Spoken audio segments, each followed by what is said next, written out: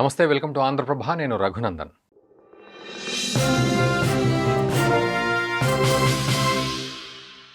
Pakistan oil reserves అంటే నిజంగా పాకిస్తాన్లో ఆయిల్ రిజర్వ్స్ ఉన్నాయా అని చెప్పి.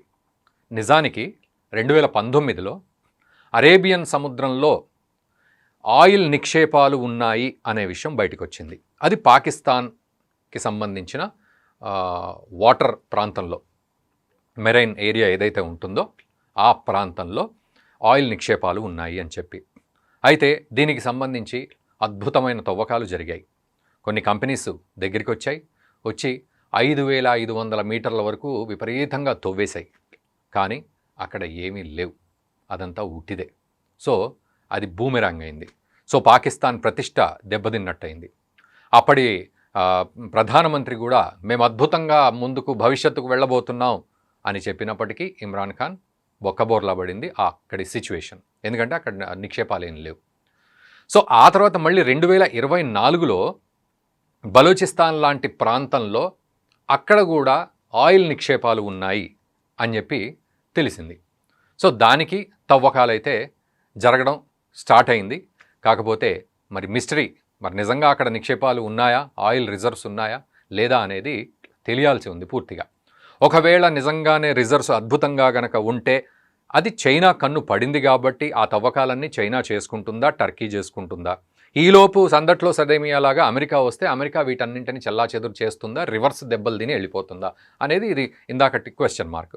అయితే ఈ 2024లో బయటపడ్డ విషయం కూడా ఇప్పుడు మరి నిజంగానే అక్కడ నిక్షేపాలు ఉన్నాయా అంటే, నిజానికి ఆ పని చెయ్యాలంటే ఫస్ట్ $5 బిలియన్ అమెరికన్ డాలర్స్ కావాలి అని చెప్పి అప్పుడే అంచనా వేశారు.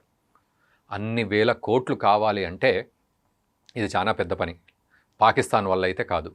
నిజానికి పాకిస్తాన్ మనందరికీ తెలుసు, అడుక్కునే దేశం. అక్కడ పాల ప్యాకెట్ కూడా $100 ప్రైజ్ ఉంటుంది. బిస్కెట్ ప్యాకెట్ కానీ బ్రెడ్ కానీ కొనుక్కోవాలంటే, గోధుమలు ఇవన్నీ కూడా విపరీతమైన రేట్లు ఉన్నాయి. పిండి కొనుక్కోవాలంటే, గోధుమ పిండి కొనుక్కోవాలంటే దిక్కులేదు అక్కడ.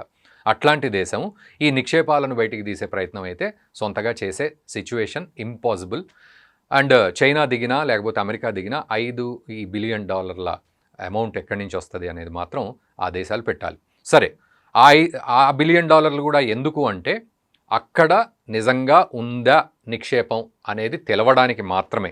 మళ్ళీ ఆ తర్వాత కావాల్సింది ఒక ఇన్ఫ్రాస్ట్రక్చర్ కావాలి. ఒకవేళ నిజంగానే అక్కడ ఉంటే ఆ ఇన్ఫ్రాస్ట్రక్చర్కి మళ్ళీ కొన్ని వేల కోట్లు కావాలి.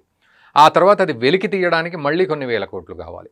ఆ తర్వాత దాన్ని రిఫైన్ చేసి లేదా బ్యారెల్లోకి నింపి ఇతర దేశాలకు పంపించాలి, ఎక్స్పోర్ట్ చేయాలి అంటే మళ్ళీ దానికి ఒక ఇన్ఫ్రాస్ట్రక్చరు, ఇదంతా కూడా డబ్బుతో కూడుకున్న పని.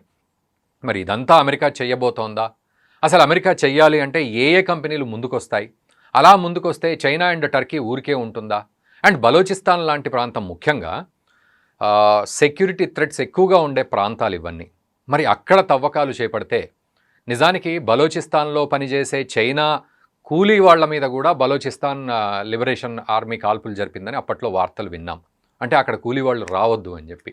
ముఖ్యంగా గ్వాదర్ పోర్ట్ లాంటి పోర్ట్ నిర్మాణం విషయంలో కావచ్చు, లేకపోతే అక్కడ పనిచేసే విషయంలో అటు బలూచిస్తాన్ లిబరేషన్ ఆర్మీ కావచ్చు, ఇతరత్ర మొత్తానికి కాల్పులు జరిపి చైనా నుంచి వచ్చిన కూలీలను చంపేసిన సందర్భం.